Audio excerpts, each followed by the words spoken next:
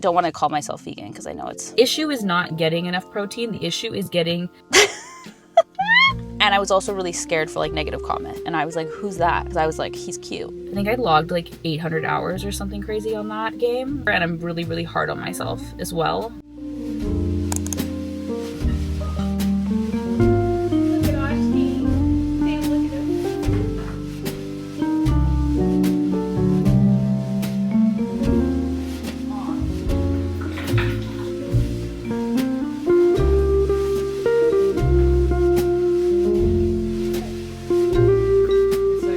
Hi everyone, we are in my car right now and I hope you guys can see the insanely beautiful cherry blossoms that are all out behind me. Me and David came to this street the other day and drove down it and I was like, I have to come back and take some photos. I've never seen this many gorgeous, beautiful cherry blossom trees in one small area. Like this neighborhood is all cherry blossoms. It's crazy. Yeah, I just thought I'd pull over here and we're gonna do a little Q&A video today. My car. I might have to move if it gets too busy here. I'm not supposed to park here. It says no stopping at all. So if these people decide to come out and start looking and figuring out what the lady in her car is doing, I might have to go. You know what I mean? But yeah, if you are not familiar with me, my name is Gabby. Let me see. This is a very tragic setup, to be completely honest. I thought my camera would fit perhaps in my car mount, and it does not. All right, so there's a chance that I'll have to move and switch locations, but for now, we're gonna enjoy the beautiful cherry blossom scenery. If you are not familiar with me, if this is your first video of mine that you are watching, my name is Gabby. Welcome to my channel. I love to do all sorts of videos, mainly with like personal finance and self-improvement and all things lifestyle, like vlogs here and there. We're doing some Q&As now, anything that I feel like really. So if you're into that, if you're into my vibe, then you should definitely subscribe and we would love to have you here. Let's dive into the questions. You guys had a lot of great questions. So I'm just gonna start going through them. I want to get to as many as humanly possible. This first question is, it's not really a topic you bring up often, but I'd love to hear more about why you are vegan/plant-based. And I feel like I'm always talking about being vegan, so I'm glad that that doesn't come across. I hate the concept of being like that annoying vegan. I think I was the annoying vegan for the first few years, so I'm glad that doesn't come across, but maybe I should be a little bit more clear about my reasoning for being vegan. But I went vegetarian first. I think it's like, we're coming up on like 11, 12 years maybe. I went vegetarian first, and then I went vegan 2 years after I went vegetarian. And my first and primary reason for being vegetarian vegan is for animal rights and just like ethics and my morals. I have always been an animal lover, like always been an animal lover. I actually went vegetarian in high school too because I read, I think it was called Skinny Bitch is the book, but it actually basically, it like sort of tells you to be vegan in the book because it has a whole chapter on the animal farming industry, and I read that chapter and I felt physically ill and I decided to go vegetarian, and then I didn't have the knowledge on how to be vegetarian, so I didn't stick with it at that point. But then I think like 2 years later I actually went vegetarian. But yeah, I've always been an animal lover. I love animals more than people. Like I genuinely have always felt that way. Like when people are cruel to animals, it makes me so upset and mad. And yeah, so first primary reason is for animal ethics and just their rights. Factory farming industry makes me violently sick. I can't even watch the videos. Like a lot of people were saying like you need to watch Earthlings, and I started it and I couldn't get through it. Like I genuinely couldn't. Yeah, so it is like my moral standing is I don't want to kill an animal and then eat it. And then second of all, the dairy industry is incredibly inhumane. I just saw recently a lawsuit with Fairlife,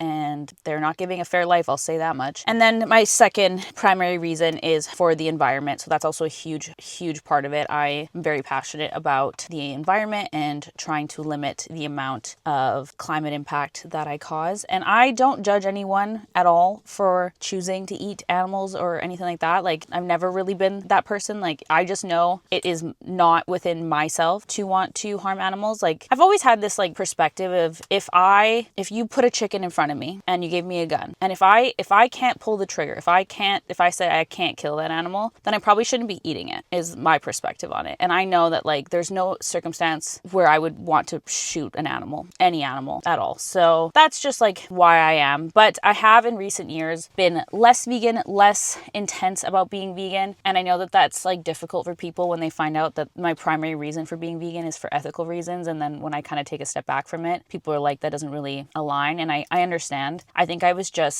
vegan for so long, and like being perfect at anything is impossible. Like being 100% perfect all the time around the clock, never being able to have something is just something that's really difficult for me myself. Like I'm just not good with nevers, and like you can never do this again. It just like triggers something in my brain, and I was just starting to feel really like resentful of that, I guess is the right word. So I just decided, you know what, instead of being one of those vegans who ends up going like full omnivore after a while just because they like can't keep up with it, I just said, you know what, I'd rather be an imperfect vegan who sometimes has animal products, who sometimes buys leather, who sometimes does things wrong, but I would like to be, 95% vegan, and then that way I'm vegan for longer. I'm vegan for like the rest of my life. I plan on being as vegan as possible for the rest of my life. So whatever I need to do to be that amount of vegan, if it means loosening the reins a little bit, then that's the choice I took. I think we all are very understanding when other people are like, I can't be perfect with, my diet, or I can't be perfect with exercising. But then for some reason, when it comes to being vegan, people are like, other vegans will hear that you're not 100% vegan anymore, and they will literally trash talk you to the ends of the world. I've seen a lot of it, and like, that's why I sometimes don't want to call myself vegan, because I know it's, I know it gets people fired up, and I understand. I know people are like, it doesn't line up that you're an ethical vegan and then you're, eating dairy and eggs here and there. I never eat meat. Like I never eat meat at all. I can't remember the last time I put meat in my mouth. That was weird.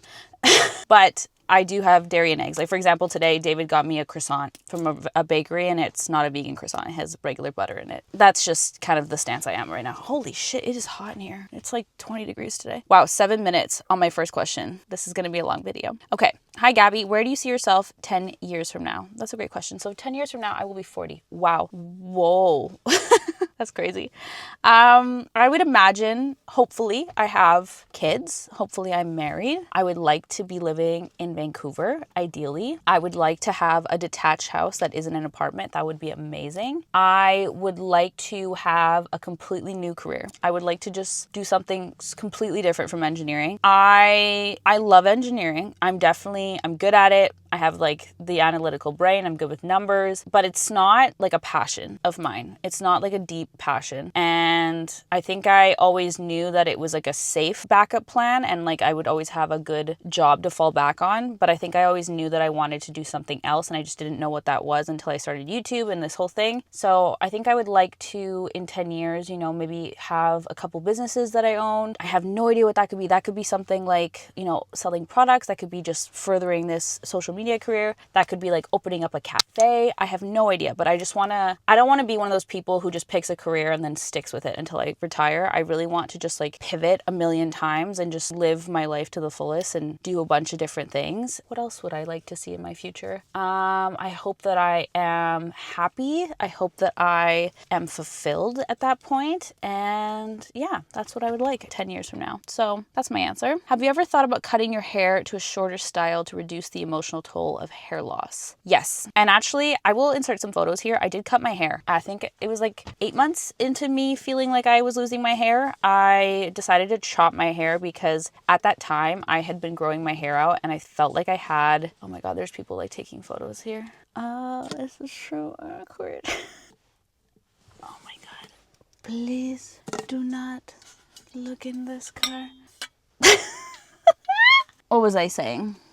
So I did end up cutting my hair about 8 months in. It was like shoulder, maybe a little bit longer than my shoulders, but I've only cut my hair short ever twice, and I hated it both times. Like I absolutely hated it. And then the second I cut it, I was like, okay, I'm immediately growing this out again, and I want my long hair back. So yes, I have thought about cutting my hair, but I also know myself, and I know that I prefer myself with long hair.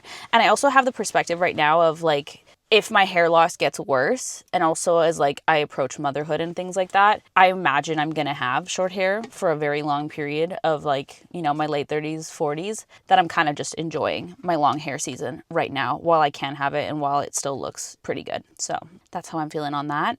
Hey, Gabby, I'm visiting Canada for the first time in a few months. Do you have any recommendations for cool hotels, restaurants, coffee, things to do in Vancouver? Yes, I have a million. There's so many good spots in Vancouver. I think the coolest thing about Vancouver is is that, especially if you're in the right neighborhoods, you can just like walk around and you're going to find just about anything that you need. I feel like there's a lot of cities you go to where like, you're like, oh, look up brunch spots. And then you're like, oh, okay, there's none in this area. Or, you know, like Vancouver is very much like there's just like these pockets and these hubs of just like anything and everything you could need. So let's go for, okay, so cool hotels. I think hotels to stay in. I don't want to give you something that's like super expensive, but the hotel on Granville Island is so freaking cute. I've always wanted to do like a staycation there. I thought about doing it a couple times, maybe for like me and David's like anniversary. The cutest little hotel in there, and you're like right on the water. They have a beautiful restaurant. It's gorgeous. So I'd highly recommend going there or staying there. Downtown, Hotel Georgia is amazing. They have a rooftop patio that does like the cutest outdoor. I was like, what is that? It's the reflection of my phone. Hotel Georgia is gorgeous, but so expensive.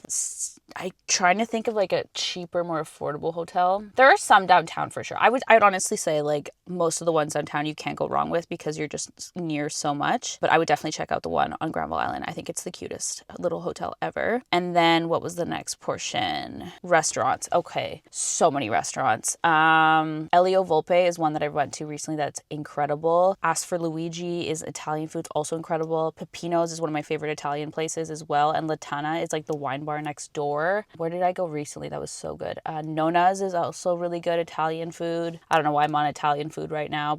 El Gato Gab Gab in Mount Pleasant, one of my favorite places for Mexican food. They do insane Mexican food. I've heard really good things about Annalena. They're like a Michelin star restaurant. Okay, and then like areas that are like a surefire place where like you can't go wrong. Mount Pleasant, amazing for cafes, restaurants, thrift stores, the best thrift stores, bookstores. Honestly, like Main, so Mount Pleasant is like it's like a hub around Main Street, but like closer to downtown. And then if you also do Main and like 33rd or Main and like, I guess it would probably be like 26th around there. That's also like a great part of Maine that has a lot of thrift stores and restaurants and cafes as well. So I would say definitely hit up Main Street. Kitts is wonderful. Kitts has so much going on the strip there. There's like lots of shopping, lots of cafes, lots of restaurants. Coffee, my favorite place for coffee is Nemesis. You have to go to a Nemesis. They have many locations. I'm trying to think of other coffee shops that are incredible. I love Be Fresh. It's in the Kitts area. It's like a little market, but they also have a cafe, and they're doing a banana bread matcha right now. That's like gone completely viral. I also love Slow Cafe. That's on Fraser. Absolutely love that spot. It's just like a super gorgeous cafe. Mishmish is also really good. It's more of like a Lebanese, Middle Eastern style cafe, and they do these crazy good like bagel sandwiches. What other favorite coffee shops? I've heard amazing things about Annabelle's.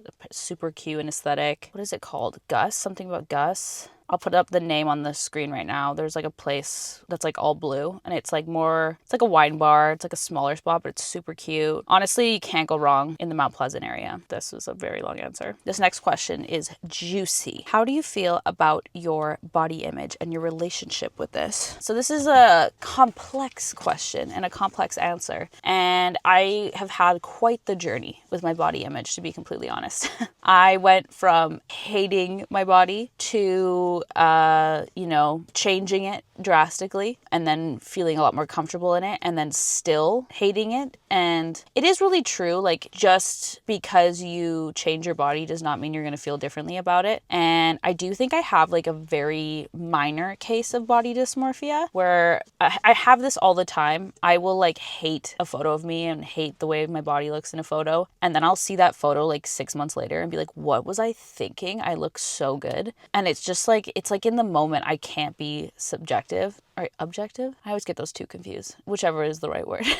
I have this like notion. I think I have like a very, very minor bit of body dysmorphia, but I'm sure us women, we all do. But I think I've actually worked really, really hard on my body image in the last 5 years. And I actually did this test. So basically when COVID hit, before then, I would never ever have ever felt comfortable in a gym in like just a sports bra. I always had to wear a shirt. Like I was like, there's no way I can be in a gym with like, if I bend over, people are going to see my rolls or anything like that. And I always was like, there's never going to be a day that I'm going to feel comfortable enough to just wear a sports bra. And then when I was working out at home during COVID, I started wearing just a sports bra because I was like, no one can see me. And I started realizing like, this is way more comfortable. I really don't like having additional fabric, you know, clinging to me and rubbing on me when I'm doing like a really intense workout. Like I really just want to wear a sports bra. And through getting comfortable with just wearing a sports bra during COVID, I decided that when I did go back to a gym, I was like, you know what? I am just going to wear the sports bra. I prefer it. I feel way more comfortable when I'm not thinking about my body image. And I decided to just do it. And it's true. Like, I think most of us feel uncomfortable in something because we just haven't done it. Like, you just haven't worn just a sports bra. And yeah, so that was actually a really powerful moment for me, was just to decide I am going to wear a sports bra and only a sports bra to a gym. I'm not going to wear a shirt. And don't get me wrong, there's days where I'm bloated and I want to wear a shirt here and there. But for the most part, I do still just wear a sports bra. And I think that was not the feeling comfortable in a sports bra at the gym had nothing to do with my weight or how I felt in my body. It was everything to do with just doing it anyway. And then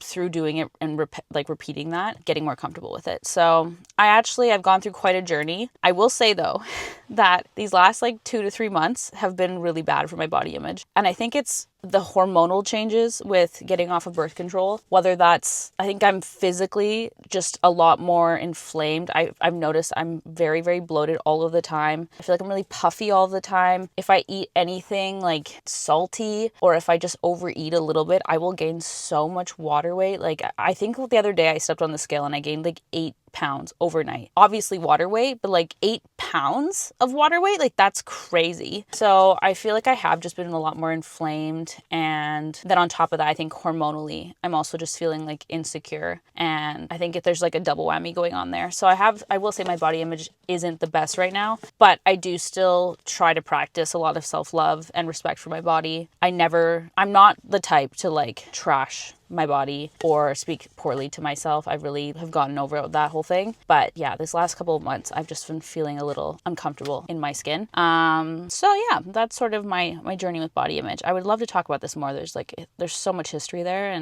But yeah, that's kind of just my quick possible answer there. How is your portfolio doing? Are you worried? Mine dropped 30K. Yeah, it's not great, obviously. I will put a little image on the screen of my accounts. I just thought it was actually hilarious just how much my accounts went down and like the drastic nature of it all. No, yeah, they're not great, but I'm not stressing out about it. You know, I didn't sell at that price. So I own the same number of shares. I always try to remind myself that, like, I own the same number of shares. It's just the value of those shares is down right now. But I also, like, I'm not selling. I'm not retiring soon, so I'm not too fussed on it right now. Did you go to university? Or do you have any student loans? I did go to university. I went to the University of Victoria on Vancouver Island. I absolutely loved it. It was the best possible school I could have chosen for myself. It was smaller. I almost went to UBC here in Vancouver, and I'm really glad I went to Victoria. It was like a smaller vibe. It was such a safe city. I always say, like, had I been anywhere else, the stupid shit I did in university, I might be dead right now. So it was just such a safe city. I would recommend anyone to go to UVic. I loved it so much. And I do not have student loan. I live in Canada. School is much, much cheaper here. I knew tons of people who did have student loans, but my parents were very, very gracious and able to help me out with university, so I didn't have to take any loans in university. What is something you wish you knew before you started your YouTube channel? I actually was thinking about this and I was like, you know what? A lot of it is exactly as I expected it. So I really was trying to think of like what I wanted to say here. Every last drop. This is from Nemesis. David got it for me this morning. We've been getting coffee like every 2 days. I'm not even joking. We're in a really bad phase right now. My budget's gonna be whack. Okay. What was the question again? So I was really trying to think on this because everything is basically what I expected it to be. I think the one thing I wish that I'd known beforehand, I guess, is just how I think we all think that YouTubers are overpaid or like, you know, they make so much money. I used to always watch people's videos and like see sponsorships and be like, oh my God, they must be making so much money. And don't get me wrong, it can be very fruitful, this job, but the amount of hours you're putting in, like I think if I actually broke down my like dollars I make per hour, the amount of energy that goes into making videos, it would be like disturbingly low, like $1 an hour. So I think you have to do it because you love it. There's like, you can't be doing it for the money because it's not going to happen. It's not going to happen that way. So I think that's something I would say. And then 2, I think I really thought I was unprepared or I would not be able to handle negative criticism. And for a long time, I was really scared to tell people I had a YouTube channel. I hid it for a long time from a lot of people. I wasn't very forthcoming with it on like my personal social medias. But I think I was super scared for like negative feedback or people thinking negatively about it or thinking like, what a loser, she has a YouTube channel. And I was also really scared for like negative comments, like people just saying mean things. I wasn't sure if I could handle it, but for the most part, it has been such a rewarding and positive experience. And I just kind of wish I had done it sooner and not been so scared, because it's not like the hate comments all come at once. They come slowly over time, and you just learn to expect some negative opinions on certain things. Oh, this is actually a good answer. It's just the community part of it. I think when you're watching your creators that you love, I think they always say it's a community, but you don't know what it's like being on the other side of it. Because I know all of you guys. Like, I know you guys' usernames. I know when you comment all the time. I feel like I know you guys, and I feel like it's a community, and I feel like I have friends on the internet. And I've made friends from the internet. I have people that I talk to all the time. So I think that part is something I wasn't really expecting, was just like how much of a community it felt. I really thought it was just going to feel like me talking to this like stratosphere. I thought I wouldn't know who was watching. I thought I wouldn't build relationships with the people watching, but I definitely have. And that's really cool. Oh my God, I just thought of another one. Sorry, they're all coming out. Nobody talks about how awkward it is to talk to a camera by yourself at first. That is the most uncomfortable thing I think I've ever done. I think I filmed videos and didn't post them for like 2 or 3 weeks just because I felt so uncomfortable talking to a camera. Nobody prepares you for how weird that is the first time. Like the first time sitting down and like talking to yourself. Bizarre. So weird. Okay. Hi Gabby, longtime follower here. We would love to hear how you met your boyfriend. Okay, this is a good question too. Me and David had messy beginnings. There's some tea here. So David went to high school with the people that I met in university. Like a big group of the people that I met in university all went to high school. Actually, there's photos of David in elementary school with these same people. That's how we kind of met. But David would come and visit UVic. He didn't go to UVic. He went to UBC. And he would come visit UVic every once in a while. And we always would like laugh about how we never really crossed paths, or we never intentionally crossed paths. I don't remember seeing him ever. He doesn't remember seeing me ever. And then one time we were just at a random event, and I was like, who's that? Because I was like, he's cute. And then my friends were like, oh, that's David. You've never met David? And I was like, no. Like, what do you mean? They're like, oh, he's like best friends with all of our friends. And I was like, oh, what? And it was just so bizarre. I always thought he was cute from the first time I met him, but I was like seeing somebody else at the time. He thought I was cute, but also like same thing. He actually like followed me back to my friend's house, even though I was like seeing another guy at the time, because he thought I was single. And then he showed up and had to pretend that he needed a place to stay. But he's like, I lived in Vancouver. I didn't need a place to stay. I was like following you around. And then we didn't really talk or anything like that after that. I think we like sent a couple messages back and forth, but it was just like inside jokes that all of our friends had. So kind of forgot about him. He went on like a big long Asia trip. I went into my last year of university, and at the very end of my university, we started chatting, I think on Snapchat again. We just like started chatting again. And then he asked me out on a date, and I was like, you know what? I'm actually single right now, so this works. That's how we basically met. And it was like just at the end of my degree. I was already planning to move to Vancouver, and he lived here full time, so it kind of worked out. We were long distance for like 6 months, and then I moved to Vancouver officially, and yeah, we've been dating ever since. We met when I was 23, and I'm 30 right now. So, or we started dating when I was 23. I guess we met when I was 22. So yeah, it's been a long time, and that is our little love story. Very messy at the beginning. There was a lot of mess. There's a lot of stuff I'm leaving out. It was messy. I am gonna do a little pause and get some air because I'm overheating right now. We are back. I've moved. There are still cherry blossoms, and I'm in the shade, but it's still really hot. And there's a man with knives in his front yard. Oh my God, this is bizarre. Okay. Hi, Gabby. Where did you learn to create such an advanced spreadsheet? How was the development process or your budget template? Okay, so this is a great question. So I obviously went to school for engineering, and I had to do computer science courses in my engineering degree. So I've learned how to code in C and C++. It's not like a huge translation to working in Google Sheets and Excel, but it does help. Like having that background of understanding how coding works definitely helps quite a bit, because at the end of the day, the formulas used in Google Sheets and Excel are basically it's a coding language at the end of the day.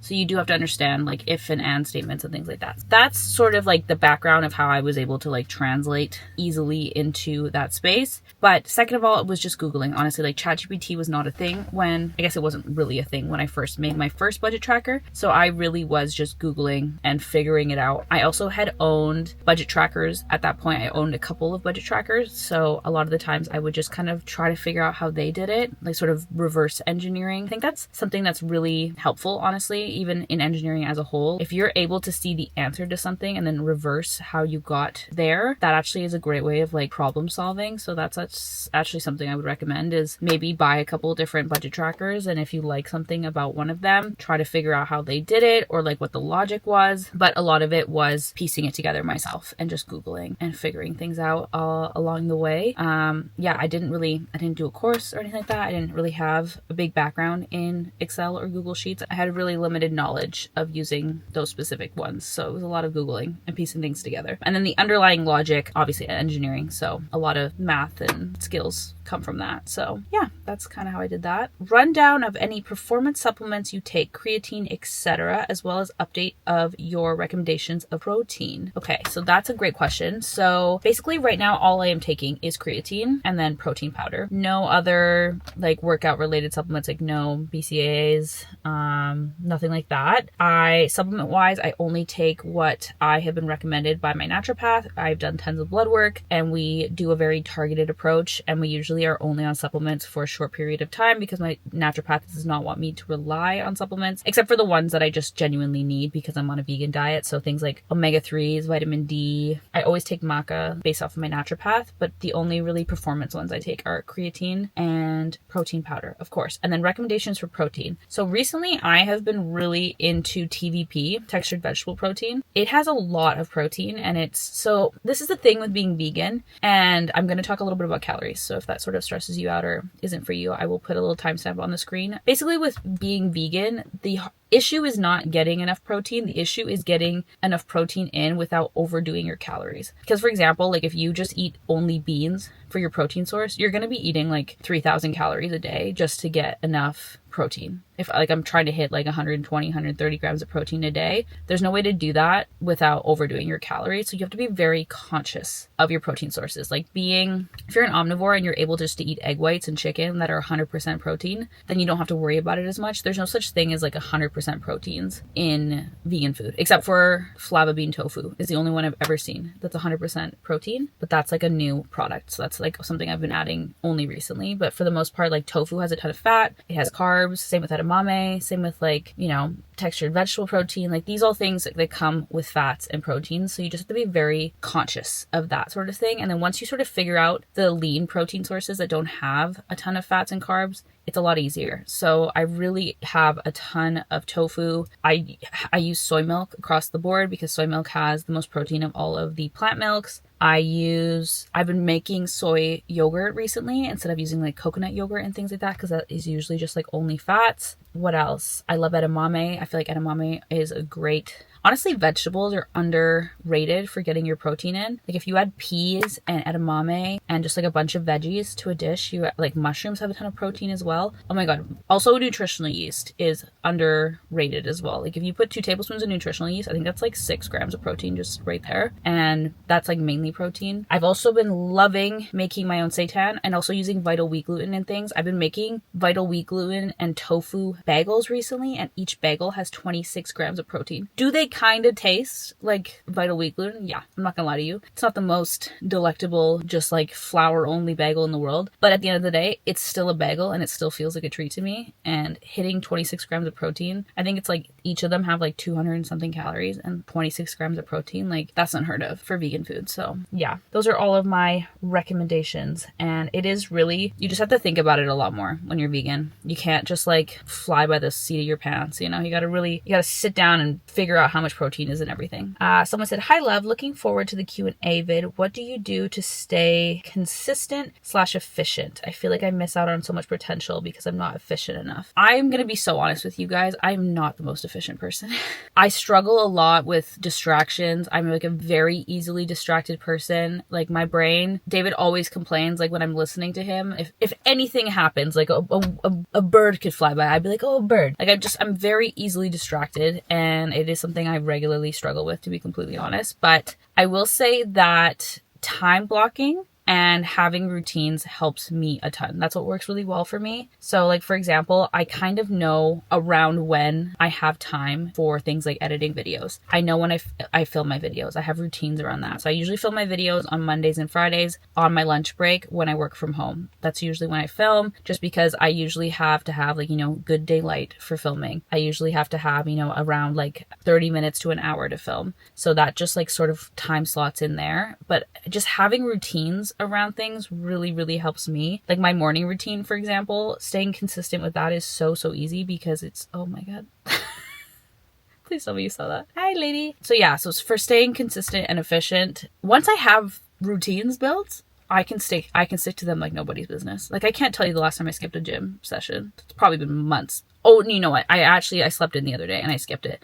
But like, the only reason I'm missing a gym session is usually either because I'm like violently ill or I slept in. But for the most part, it's not even like something I have to think about. I just do it because it is my routine, and I've been doing it for years. And I think that's one of the easiest things, is like when you remove the like willpower to do something because it's already built into your routines, it's so much easier. And I will say that when I first started YouTube, I found it so hard. I was like crying every day. I had to get a therapist. Like David was like, what is going on with you? And it was just because I went from having all this free time to like not having any free time anymore. And I was really thinking about it as a job. I was like, I'm working around the clock. I have no free time anymore. I have no time to do anything I like to do. And like those things were all sort of true. But when I really thought about it, and when I worked through it with my therapist, she was like, are you not doing this because you enjoy it? She was like, why are you doing it? And I was like, because I love it. It's so fun. I'm having the best time. So she's like, why are you thinking about it like you're working around the clock? Like, think about it as like a hobby that you do that just can make you money. So I think a lot of it's also mindset. If you tell yourself you hate doing something, it's going to be really, really hard to stick to it. Let's move on to the next question. What do you love to do when you're not working, eating, and working out? Any small or random hobbies? So I guess that kind of slots in with that. I love cooking. Always love cooking. I love cooking so much. I love being creative in the kitchen. I love making like healthy and like high protein recipes. I love being like really like logical with like, how can I get as much protein in and as much fiber in while also getting like the least amount of calories, but it also making it taste good and making sure I'm getting all of my nutrients and making sure I'm getting, like seeds and nuts in there. Like I love just like the like puzzle piece of like putting together meals that are delicious that are also like nutritious. That's like what really something I enjoy. And usually, honestly, on the weekend, if I just have some free time, I'm usually just coming up with fun recipes. That's usually like something I love to do. I love walking outside. I think walking outside in the sun is like a passion of mine. I love it so much. I love going and trying new cafes and things like that. Other hobbies, I love makeup. I love YouTube. I love watching YouTube. I'm a huge fan of YouTube. Always have been. That's why I started a YouTube channel, is just because I genuinely watch more YouTube than is probably healthy, to be completely honest. What are other hobbies that I like to do? I like to go hiking here and there. It's not something I get to do that often. I don't have as much time. Love hiking. In the summers, I love being anywhere near bodies of water, like paddleboarding, any sort of excuse to be out by the water. I absolutely love. I do a lot of like selling things on Facebook Marketplace is like a little hobby, a little side gig, or like searching for stuff on Facebook Marketplace. I love being creative. I've always loved being creative. I used to paint and do like artwork, and I haven't been as into that in a long time, but I would love to get back into it. I thought about making like my own art for, the house. I just haven't really had the time for it. I used to love playing Animal Crossing. Oh my God. I think I logged like 800 hours or something crazy on that game. I had one of those crazy islands that like every square inch of the island was covered in decor and stuff like that. Like that to me was just like the funnest thing ever. And then also I love the Animal Crossing. What was like the additional package where you got to do like interior design stuff for that? Love that. I also love playing like board games and card games. Like my family is huge on crib. Like in the summer, we'll just like play crib all day long. Those are sort of all of my little passions and hobbies. Hey, hi Gabby. I'd love to know what's one piece of advice you would give to your younger self in your 20s. What a good question. I love this. Oh my God, there's so many things. There are so many things I think me in university was genuinely somebody that had so much imposter syndrome. I did not feel like I was worthy to be in the room in engineering school at all. I actually feel like I have a lot of trauma from that. I very much felt like I wasn't smart enough. I wasn't good enough. I didn't have the right brain for it. I just felt very out of place. I was like one of 6 or 7 women in the mechanical program. So I had a lot of imposter syndrome in university and in my 20s. I really just thought that I wasn't worthy or smart enough to do anything in the engineering space. And it was honestly kind of traumatic. So I think the one thing I would tell myself is you are 100% worthy. You're 100% capable. You are anything you want to do. You can do. All it's going to take is energy and effort and being passionate enough to do it. That's it. I also would tell myself life has a weird way of pushing you towards the right path if you're listening. I always say this to David. I just feel like there's like things will always work out in the right way. Like sometimes I think like, why didn't I start my YouTube channel earlier? But there was just like this perfect storm when it happened that it was just easy for me to stick to it because it was like I had built it up in my head for so long. And I felt like all of these cards just kind of fell at the perfect point. Like my job at work got a lot easier. I wasn't working as much OT. I was like feeling a lot more confident in myself. I was doing a lot more research on like side hustles. I had been working on my budget trackers for a while. Like all these cards just fell into place and it just felt easy for me to like approach YouTube where I'm like, if I had tried it earlier, I'm not sure if that would have been the case. Things will have a weird way of working out and life will push you in the right direction. You just need to be ready and listening. You know, I think it's easy to get complacent and to get lazy. If you're sure you want to achieve something, you just don't know how to go about it. I kind of just think that you just need to be like intuitive and listen to yourself and life will tell you when the time is right. You'll kind of know. That's kind of woo-woo, but I'm a little bit woo-woo. Okay. Hi, Gabby. Recently, I found your channel, binge watched all your videos. You were an inspiration to many. Wow, this is so kind. Thank you for always sharing everything. Love your vlogs, especially self-care ones. Aw, thank you. I'm so glad. I always get self-conscious that no one cares about my personal life, you know? I always think like vlogs, I'm like, nobody cares about this. Like, who wants to watch me do my makeup?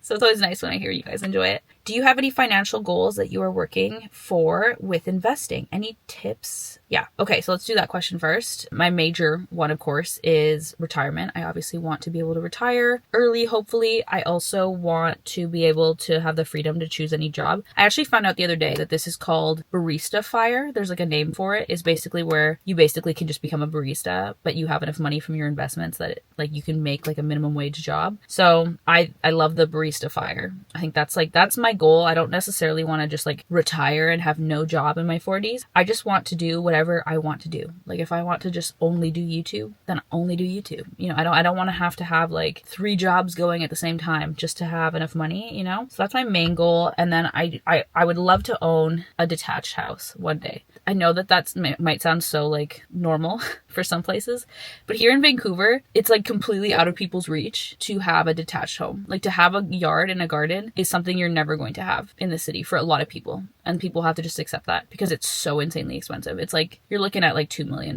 for a detached home in the city, like in the city of Vancouver, not in the outskirts. That is like a huge dream of mine, is to have like a home in Vancouver, a beautiful home with like trees and a yard and cherry blossoms out front. Like that is like the dream. Like this street I'm on, I'm like, I want to be these people so bad, but I missed my mark. I should have been investing when I was 6. Other question from the same person is, any tips or books that keep you motivated to keep going with finance? Honestly, the one thing I'm really bad at is reading financial books, to be completely honest. I am a fiction reader. I'm a nonfiction listener. So I definitely could have done audiobooks, but I just find there's such a plethora of information on YouTube and in podcasts that I just haven't really done a ton of financial books, if I'm being completely honest. But I love like Ramit Sethi. I think his like logic and the way he talks about money is just like very aligned with myself. I love his, you don't need to suffer just to have a successful financial future sort of mentality. So I do love that. Honestly, staying motivated, I wish that there was like something that keeps me motivated that I could assist you with, but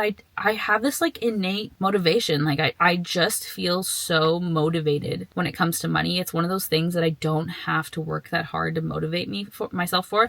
And that could definitely be because I'm in this stage right now where I get to enjoy my money. Like I'm not pinching pennies and like suffering through like paying off debt right now. So I completely understand that I'm in a very different situation, staying motivated. But I think that something that's really like kept my attention with finances is just having fun with it, watching fun videos about money, using a budget tracker. I love the budget trackers. I have a budget tracker, but as I mentioned many times, I used so many other people's budget trackers beforehand because I just thought it was like such a great way to keep myself motivated and aligned with my financial goals. It's something so easy when you have a beautiful template and you want to use it. I just get so excited to see all the data, all the visuals. So that is something that really helped me out. But yeah, honestly, like on the day to day, I'm pretty spendy. So I'm not the best person to, help with like not impulsively buying stuff, because that's something I definitely need some assistance with. I'm impulsive as heck. Okay, I would love to know what countries are on your travel list and why you like those countries. Okay, so we think the next big trip we're going to do, me and David, is we're going to go to South America. We're going to do Argentina and Chile. And I am Chilena. My mother is. I'm half Chilean. And I have been many times, but only as a child. I haven't been since 2008 because after that my grandparents passed away. So I would love to go back. I feel like it's going to be so different going back now. And that's the plan. We're going to do Argentina as well. And then maybe a couple other countries in there. But yeah, South America is definitely on my list. Got to go back to the motherland and go see my people. Plus, Chile is just, there's so much to see, like the Atacama and Andes Mountains. Santiago is amazing. We want to go to the south as well because there's like penguins and stuff. Like there's like, you can literally go from like driest, craziest deserts to seeing penguins in the same country. And I think that that's so cool. So that's a big one for me. I honestly need to do more of Asia. I would love to do Japan. I have been to Hong Kong and I've been to Bali in Asia, but that is it. I had like a layover in Kuala Lumpur, but I haven't seen that much of Asia, so I think that would be another one. I've heard Vietnam's amazing, and like the Thai islands. I think my struggle with Asia is just the heat. I really struggle in hot with humidity. Like when I was in Bali, I was genuinely miserable and it was 24 degrees. Like I cannot tell you how uncomfortable I was the whole time. So that's just a little bit of a struggle for me, but I have honestly been very blessed in this life and I've been to a lot of places. I've been to Tanzania and Kenya. I went on a school trip there. We went on a safari and we built an alumni house. I've done a lot of Europe. I've done Australia. I would love to go back to Australia. I loved Australia. After I graduated, we did like a 3-month-long camper van trip. So we lived in a van and we drove all the way through New Zealand and then we drove all the way through the eastern side of Australia. We started in Sydney, went down to Melbourne, and then we did all the way up the coast, all the way to Cairns. So I loved Australia. I would go back in an instant. Hate the bugs. Oh my God, the cockroaches in Sydney. I actually genuinely wanted to leave at the end because I had so many cockroaches in my place, but absolutely loved. Editing Gabby here. I just wanted to add a little context because I kind of skipped a bunch of stuff.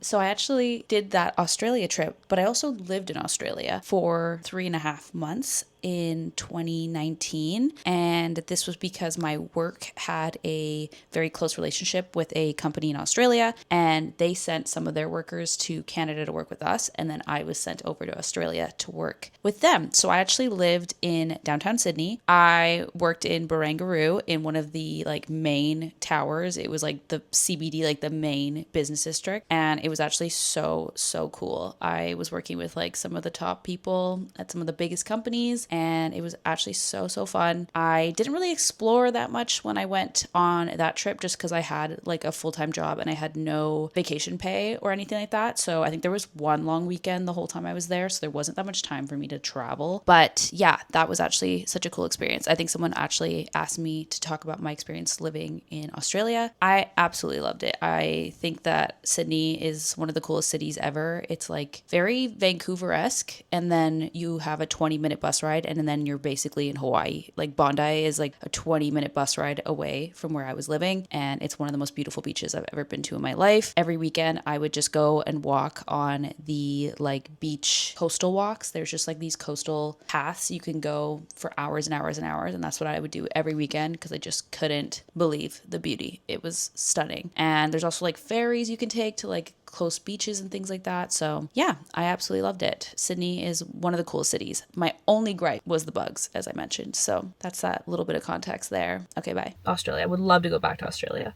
Okay. Hi, Gabby. I'd love to know more about your cats. How did you decide to get them? Did you adopt or buy them? Okay. So, unfortunately, I wish I could say I rescued them, but they're British Shorthairs, and this is highly unlikely. So we actually did buy them from local veterinary offices here. So Orlando is from a vet's office in Burnaby. So the mother of the vet had a little litter of British Shorthair kittens, and I saw a flyer for them, and we ended up buying Orlando from that vet's office, and that was almost 4 years ago now, which is so crazy. I basically always knew I wanted British Shorthairs. Like, I have loved British Shorthairs forever. I used to be obsessed with the blue ones, like the gray ones.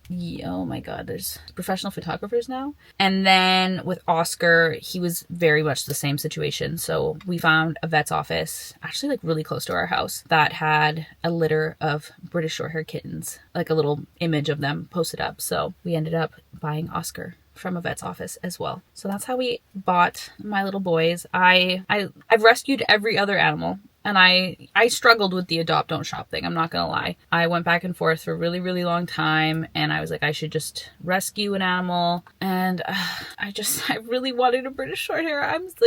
I wish I had a better excuse, and I really, really wanted little British Shorthairs. And honestly, it's so worth it. They are the sweetest little animals in the world. Like, they just have the sweetest, most gentle temperament. They do not bite. They do not scratch. Ever, ever, ever. Like, I can imagine these are the best cats to have around kids, because our cats do not bite or scratch at all. Like, they're very gentle. They're very loving. They're just very chill, independent cats. So highly recommend British Shorthairs. Obviously, rescue, especially if you have kill shelters in your area. Vancouver, in this region, does not have kill shelters. They're not legally allowed to kill animals if they haven't been adopted. So I would rescue every other animal I ever have in the future. But yes, we did buy our little kitty cats. Unfortunately, there are quite a few questions in this one here. Okay, so first question here is, what is the ultimate goal you want to achieve or have always wanted to achieve in your life? I think ultimate goal that I've always wanted to achieve, I think I've always just wanted to be financially independent. I know that kind of sounds like a little weird, but I think I always knew I never wanted to rely on somebody. I never wanted to rely on my partner. I wanted to be successful and completely independent on my own. And if somebody wants to join me on that journey, then that's cool. But I always wanted to be successful and do something I love and, work really hard and just prove. I think I'm a very high achiever, and I'm really, really hard on myself as well if I'm not doing the most or working really hard. So I think I just want to feel like a success. I hope that sort of makes sense. It's always it's kind of like the core in the back of like why I do anything, is I just want to be successful. I want to do things well. I don't want to fail at things. Maybe that's out of insecurity, If you could choose any other profession, what would you like it to be? That's a great question. I kind of had this moment where I was like, I think I should have gone into like nutrition or being a dietitian, because I love learning about nutrition. It's like something I can like listen to podcasts on all day long, and I find it so interesting, and I never feel like it's a chore or anything like that. So I think that could have been a really good route for me, especially like still kind of sticking with sciences and like using my brain and things like that. What else have I thought about being? I also I've always loved like doing hair and makeup and things like that. Like, I used to do my own extensions in high school. I used to like dye my own hair, cut my friend's hair. I thought maybe about maybe doing like a beauty salon or something like that. I don't know if I'd actually enjoy doing it all day long, but it's just something else that I was always kind of passionate about. And then obviously YouTube. I've always thought about making a YouTube channel. I literally filmed like 5 videos when I was in grade 10 and just never posted them, but I've always considered it. I've always wanted to be a YouTuber. Kind of doing that right now. Does Oscar sleep with you? He does.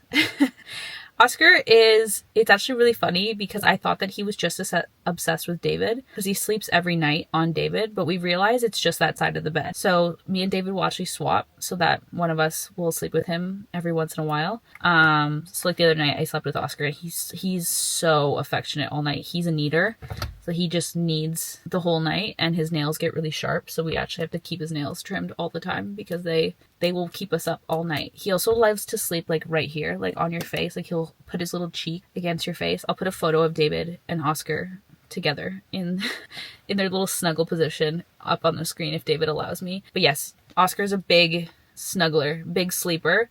Orlando is very much so loves to sleep in our bed, just doesn't like it when it's too crowded. So actually last night Orlando slept with me on my side, and I was like, what is going on? We have both cats in the same bed right now. But Orlando usually doesn't like it when it's too crowded. So when I get up and go to the gym in the morning, Orlando will go into where I was sleeping in the bed and sleep with David, but he usually just doesn't like it when there's too many people. I think he gets hot. I think Orlando runs hot. He really likes it when it's cold. So if I open the window, that's when he will sleep with me, is when there's like cold air coming in. Okay, I think I'm going to finish on this question because this is a good one.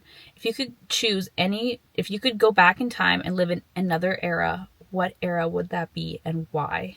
I think it has to be the 90s. I'm truly obsessed with the 90s. I love the fashion. I love like the sitcoms in that time. I feel like I look back at photos and it looks like such a simple time. Like I feel like they just didn't have too much craziness going on. Like I think the biggest threat to everyone was like, is the year 2000 going to be the end of the world? So yeah, I think it would have to be the 90s. I'm not really like a really back in the day type of person. I really think that I would struggle being in like the 30s and 40s and 50s, especially like I'm such a feminist that if there was any sort of, I don't think I could go back to that era of where women were like, if I can't have my own bank account, are you kidding me? Like get me out of there. You know what I mean? I don't want to be there. Okay, I think that's going to be the end of this video. I've been sitting in my car for like an hour. So thank you guys so much for watching. I really appreciate it. I hope this was fun and insightful. And thank you guys so much for sending all those questions in. You guys asked such fun questions. And I literally think I answered almost all of them because I wanted to get to them all. I didn't have favorites. I just loved them all. Thank you guys so much for sending those in. I really appreciate it. And I will see you guys in the next one. Bye!